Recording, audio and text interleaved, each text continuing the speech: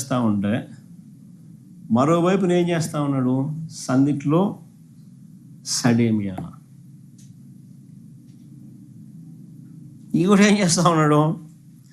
తన మీద ఉన్న అవినీతి కేసులన్నీ దొంగచాటుగా క్లోజ్ చేయించుకుంటా ఉన్నాడు. ఇది నిజంగా వెరీ ఇంపార్టెంట్. ఇది బెయిల్ కండిషన్స్ వైలేషన్ కాదా అని అడుగుతా ఉన్నాను. చంద్రబాబు నాయుడు అనే వ్యక్తి ఈరోజు బెయిల్ మీద ఉన్నాడు. ఇవి బెయిల్ కండిషన్స్ వైలేషన్స్ కావా అని నేను మిమ్మల్ని అడుగుతా ఉన్నా. మీ ద్వారా రాష్ట్ర ప్రజలందరినీ కూడా ఆలోచన చేయమని అడుగుతా ఉన్నా. తానే దొంగ, తానే పోలీస్, తానే పబ్లిక్ ప్రాసిక్యూటర్, తానే అధికారుల మీద ఒత్తిడి తీసుకువచ్చి తాను తన మీద కేసును విత్డ్రా చేసుకుంటున్నాడు.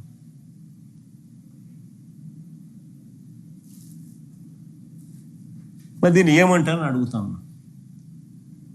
కళ్ళ ముందర కనిపిస్తా ఉంది బరి తెగింపు. ఇవి బెయిల్ కండిషన్స్ వైలేషన్స్ కావా అని అడుగుతా ఉన్నా.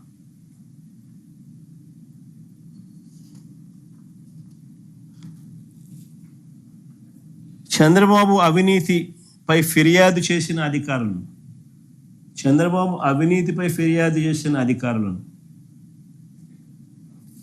ఆయన బెదిరించి వారిని భయపెట్టి వారి చేత అబద్ధపు వాంగ్మూలాలను చెప్పించి గవర్నమెంట్గా తానే పిటిషన్లు వేసి ఒక్కో కేసు మూసివేస్తున్నాడు. జరుగుతా ఉంది, కళ్ళ ముందర కనిపిస్తూ ఉంది. బెయిల్ షరతులను ఉల్లంఘిస్తూ ఉన్నారు.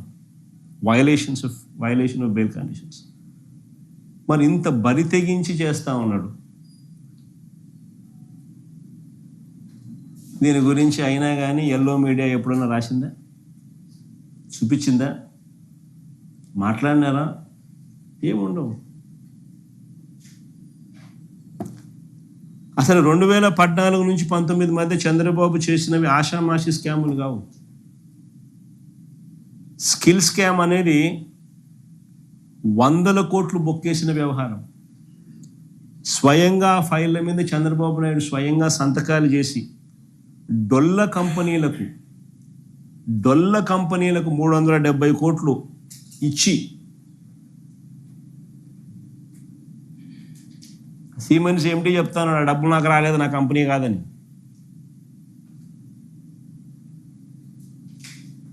డొల్ల కంపెనీలకు ఈయనే స్వయంగా సంతకాలు పెట్టి ఫైల్ మూవ్ చేసి ఈయనే డబ్బు 370 కోట్లు ఇచ్చిన కేసు అది. దీని మీద కేంద్ర ప్రభుత్వం ఏజెన్సీస్ ఈడీ అరెస్టులు చేసినాయి. ఆ డొల్ల కంపెనీలు పెట్టినోళ్ళను డబ్బులు తీసుకున్న వాళ్ళని అరెస్ట్ చేసినారు, కానీ డబ్బులు ఇచ్చిన వాళ్ళని అరెస్ట్ చేయలే. డబ్బు ఏమైంది? పోయింది. తప్పని చెప్తున్నారు, డొల్ల కంపెనీలు అని చెప్తున్నారు. డబ్బు ఎత్తినోని అరెస్ట్ చేసినారు, డబ్బు ఇచ్చినోని అరెస్ట్ చేయలే, ప్రొటెక్షన్ ఇచ్చినారు. మరి ఏందది?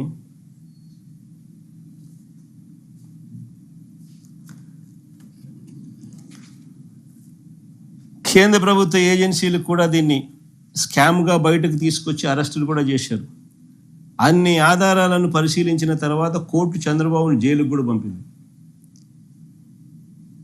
రెండో scam Amaravati assigned land scam.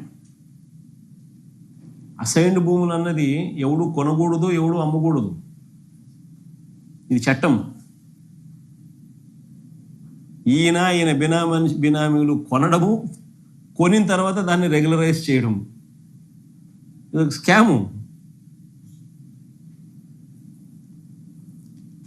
అదే స్థాయిలో రింగ్ రోడ్ అలైన్మెంట్ స్కామ్.